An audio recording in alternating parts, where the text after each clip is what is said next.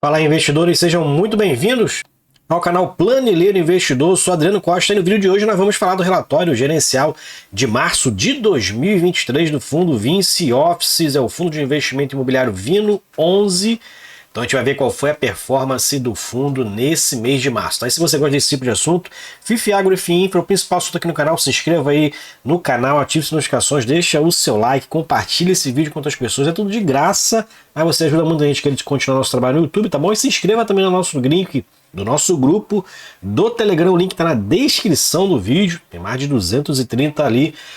Investidores também que compartilhem seus conhecimentos ali, estratégias e tudo mais, se inscreva lá em curta distância, tá? E também eu vou deixar esse relatório gerencial na descrição do vídeo para você baixar e fazer uma leitura mais detalhada. Vamos lá então, o relatório do Vino 11 para a gente se atualizar aqui do que a gestão está fazendo, tá? Esse é o objetivo da leitura. Tá bom? Então, fundo aí, para quem não conhece, é gerido pela Vinci Real Estate, administrado pela BRL Trust e tem desde novembro de 2019, iniciou um pouquinho antes da pandemia. Vino 11 é o código de negociação na Bolsa de Valores, é um fundo classificado em segunda Ambima de lajes corporativas para investidores em geral. O valor de mercado encerrou março a 39,12, mas atualmente aí na segunda semana, terceira semana já, né, de abril, sendo negociada em torno de R$ 42, R$ 43 é o valor de mercado, tá? Valor patrimonial R$ 54,45, então o mercado aí praticamente ajustando ao dividendo que ele está pagando atualmente, que está girando em torno de 30 a 32 centavos, tá? É um fundo então nem na base 10, nem na base 100, é na base ali entre 50 e 60 reais, tá? O fundo tem mais de 122.900, quase 123 mil cotistas na sua base, então se você é cotista no Vino 11, se inscreve aí que todos os meses a gente faz a leitura aqui do Vino 11, acompanhando aí o que a gestão está fazendo, tá? Taxa de administração ela é escalonada, que provavelmente está dentro desse patamar aqui, fundos que já tem mais de 1 bi de patrimônio, né?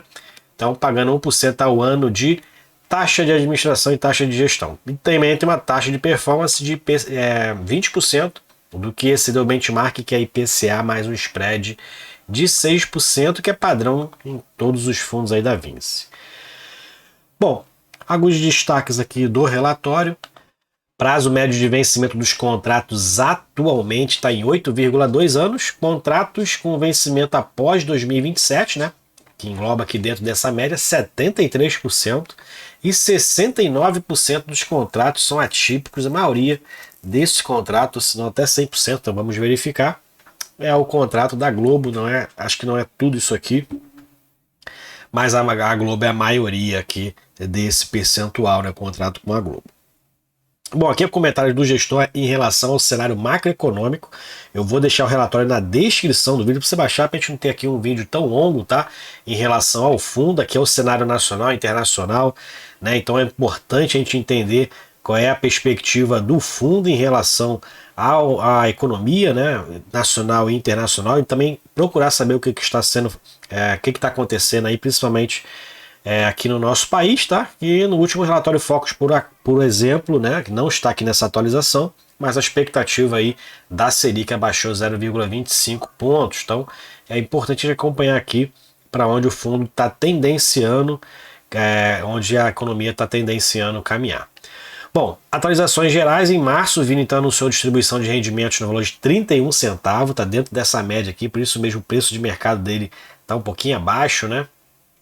Do valor patrimonial, mais de 20% inclusive, abaixo do valor patrimonial. Dividend analisado do fundo, com base no valor de mercado, está em 9,5%. Tá? Também é um dividend interessante. Se você está pegando a valor de mercado, está gerando de 40 e 42 reais, né? Já que esse dividendo é isento de imposto de renda, então você não paga isento. Então tem aí uma diferençazinha importante em relação às aplicações aí que você paga imposto de renda. Bom, aqui ele fala sobre o preço médio do portfólio, tá? Que aí inclui aí todos os imóveis do fundo, tem imóveis bem valorizados e outros nem tanto assim, mas todos incluem dentro do lado. O fundo segue apresentando excelentes indicadores, como ele fala aqui, taxa de ocupação, por exemplo, do fundo 97%, né? Uma das melhores taxas de ocupação dos fundos de lajes corporativas, tá? Então é importante isso. O fundo ficou muitos anos, como ele fala aqui, muitos meses na verdade, né? 2 anos aproximadamente, ali com 100% de adimplência, inclusive, e 100% de ocupação, né? Ficou um tempo ali com ocupação 100%, muito tempo mesmo, né? E teve aí no fim do ano passado, né, uma vacância ali que o fundo ainda está aí tentando repor esse imóvel. Tá? Aluguel médio do fundo dos contratos atípicos do portfólio apresenta um desconto de 21%, a taxa média de mercado das mesmas regiões, e isso também contribui, né, para que a ocupação do fundo fique um pouquinho superior aos seus pares de mercado, que em média está 20% de vacância, né, 80% só de ocupação é a média dos fundos de lajes corporativas. Né? E aqui ele fala sobre a questão também dos contratos atípicos, que não são comuns, né, dentro dos fundos de lajes corporativas. E a exposição máxima para o contrato típico é de 6%, fatores que contribuem então para a qualidade dos recebimentos do fundo, né? Então, isso é importante, por isso que o fundo também não caiu tanto, né? Porque se fosse cair na mesma semelhança, na semelhança dos seus pares, o fundo era para estar cotado ali a 30, 32 reais por cota, né? Então não caiu tanto por conta da qualidade também dos seus imóveis, né, e dos contratos que atualmente tem, né? Apesar de estar muito voltado aí para a Globo, né? Essa aquisição da Globo não contribuiu para o aumento de receita do fundo, na minha opinião, né? Por conta da despesa financeira que ele gera, então não contribuiu aí, só de repente pode contribuir se a taxa básica aí dos juros, né, vinha de repente a cair, e também em conjunto a inflação, e aí o fundo pagando menos despesa financeira pode contribuir então para o aumento desse recebimento desse contrato. Em relação à performance aqui do fundo, então a gente verifica na DRE do fundo, o fundo está com receitas de imóveis de mais de 10 milhões e meio de reais. Resultado financeiro, como eu falei, o fundo tem uma despesa financeira alta por conta da alavancagem do fundo, né, aquisição de imóveis através de securitizações, inclusive, 3,2 milhões de despesa financeira, e taxa de administração, um pouco mais de meio milhão de reais, o que está aí um resultado total de mais de 6 milhões de reais. O fundo então teve um resultado até bom em março, né? 6 milhões de reais, distribuiu um pouco mais de 5 milhões e 100. Então o resultado aqui deve ter tido algum resultado excepcional, né? Inclusive nesse período aí, que ele inclusive menciona aqui em cima, né? O resultado inclui um aluguel adicional que representa 6 centavos por cota, referente ao imóvel da Doc Lobo, que teria um vencimento em fevereiro e foi postergado para o início de março por conta do feriado. Então teve esse adicional, né, de aluguel, que contribuiu então para um resultado maior aí nesse período, né? O fundo atualmente está com 25 centavos de resultado acumulado então, e para 2023 reduziu os dividendos distribuídos, né? Como a gente verifica aqui, distribuiu, está em média aí 31 centavos por cota, né? Então reduziu a expectativa de distribuição. Isso não é bom, por isso mesmo também o preço de mercado aí caiu para 2023, né? Para a faixa aí dos R$ 40 também. Estimativa de rendimento está girando entre 30 e 34 centavos, né? Então a expectativa do fundo aí nessa situação, e por conta também da alta despesa financeira que o fundo tem, né? Acabou aumentando essa despesa financeira depois da aquisição do imóvel da Globo, porque a taxa básica de juros então aumentou. Nesse período a inflação também está bastante alta, né? E aí a gente verifica que na rentabilidade, que o fundo encerrou então o valor da cota 39,12, o valor da cota de referência foi de início de março 41,94, então teve uma queda de 6,7% nesse período, distribuiu 0,7% de rendimento, o que deu de 6% negativo de rentabilidade para o fundo no mês de março de 2023. Aqui a gente verifica a negociação, o fundo não tem uma boa liquidez no mercado, que a gente verifica aqui, menos de 1 milhão de reais de média diária negociada por dia, não é tão ruim, mas também não é boa, visto o tamanho do fundo também, né? Giro de cotas ali está dentro da média, 3%, então está ali numa liquidez mediana, né?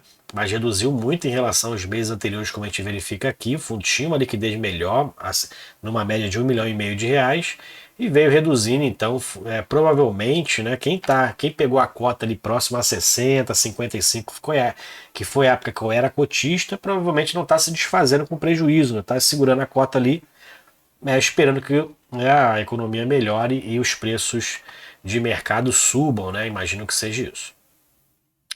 Bom, mais para baixo a gente verifica aqui a carteira do fundo. Então o fundo tem mais de 1,3 bi em imóveis, 28 milhões em aplicações financeiras, que é o caixa do fundo, 500 milhões de reais em obrigações de aquisições de imóveis, que é a alavancagem do fundo, o que dá um patrimônio líquido de 902 milhões de reais. Então ele não está pagando aquele 1% lá de cima, né? Está pagando ali um pouquinho mais. E aqui a gente verifica então mais para baixo a questão da alavancagem, né? O fundo aí tem alguns CRIs nas suas obrigações. A principal aqui é a da Globo, né? 364 milhões, ele tinha uma alavancagem até baixa em relação ao seu patrimônio aqui antes dessa aquisição. E a gente verifica que tem parte aqui que é CDI, né? Na atualização, tem parte que é IPCA e tem parte que é taxa referencial, né? Então distribui, até ali distribui em relação às taxas de mercado, mas todas estão altas, e aí o que prejudica muito aí o fundo em relação às atualizações, o serviço dessas dívidas, né, que é paga mensalmente. Cronograma de pagamento, aqui a gente verifica o principal e juros da correção monetária, então vai até 2036 praticamente essa despesa aí em relação aos juros e às amortizações dessas dívidas ainda vão perdurar aí até 2036, né? Indicadores operacionais, e aí a gente verifica que o aluguel médio dos contratos típicos, que hoje é a minoria no fundo, né? Mas aí, como no mercado de fundos de lajes corporativas, a maioria dos contratos são contratos típicos, o comparativo tem que ser com esses contratos típicos, então, que é a minoria, em torno de 30% só no fundo, né? Mas os contratos estão abaixo do valor de mercado. R$ 95,00 é a média do Vino e R$ 120,00 é a média dos contratos típicos por metro quadrado alugado, né?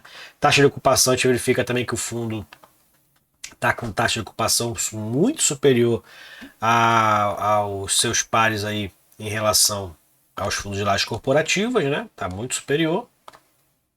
E mais para baixo a gente vai ver aqui também a questão da inadimplência. O fundo não tem inadimplência, como ele falou lá, mais de 2 anos, né? Então o fundo também com bons inquilinos aí dentro do seu portfólio, né? E aqui é o portfólio, então, os contratos locatários atípicos é o que está circulado aqui em tracejado, inclusive a Vinci Partners é uma delas, né? A própria gestora. E a gente vê que aqui a Globo é o principal, né? Receita fundo, né? 37% é o contrato da Globo. E a tipicidade dos contratos, 69%, principal aqui segmento é comunicação e mídia. Cidade, 70% está em São Paulo, 30% está no Rio de Janeiro, das suas receitas, né? Vem desses estados. 8,2 anos é o prazo médio de vencimento dos contratos, sendo que 73% vence a partir de 2027. E o índice, os reajustes dos contratos, né, agora só acontece agora no meio do ano, em junho e julho, tem aí em torno de 13% dos contratos, das receitas contratuais serão reajustadas pelo IPCA, que é a maioria, né? IPCA 87%, índice de atualização. E mais para baixo aqui a gente vai verificar as regiões onde estão localizados os imóveis, né? Então, no Rio de Janeiro, os dois são na Zona Sul, área muito cara aqui do Rio, né? Leblon, maior IPTU do Rio de Janeiro, tá aqui o fundo tem um imóvel lá no Leblon e também lá em São Paulo, né? A gente verifica as regiões que o fundo então também tem lá os seus imóveis, Oscar Freire, né? Então são imóveis bem localizados lá, também em São Paulo. O fundo realmente tem uma qualidade boa dos imóveis. Esse foi o último adquirido imóvel da Globo, feito aí um contrato sale and leaseback, né, se não me engano, foi o contrato feito. A Globo vendeu o imóvel e se tornou inquilino do fundo, né? Por enquanto, o fundo não tendo retorno dentro desse imóvel, na minha opinião, porque também acabou que a inflação ficou alta, o fundo paga uma despesa financeira muito alta, mas não contribuiu realmente para a receita e o aumento de resultados do fundo. Ok? Então é isso aí. Relatório gerencial do Vino 11, fundo de lajes corporativas, está barato no mercado, mais de 20% descontado. Pode ser uma oportunidade para quem quer colocar um fundo de lajes corporativas na sua carteira, mas fique ligado, porque o fundo tem uma alavancagem bem alta e concentrada nesse imóvel da Globo. É o risco do fundo. Pode ser até que, né, tu tem que acompanhar como é que tá, né, como é que a Globo anda das pernas para você ter uma ideia, né, da saúde financeira da empresa. Isso é nosso papel como investidor, é estudar exatamente essas nuances para você não fazer um investimento ali, né, de repente que é onde o principal inquilino do fundo é uma empresa que está capengando aí, que corre sério risco de o fundo ficar com as mãos abanando, né? Então isso aí. Se você gostou do vídeo, deixe seu like, se inscreva no canal, compartilhe esse vídeo com outras pessoas e até o próximo vídeo. Tchau, tchau.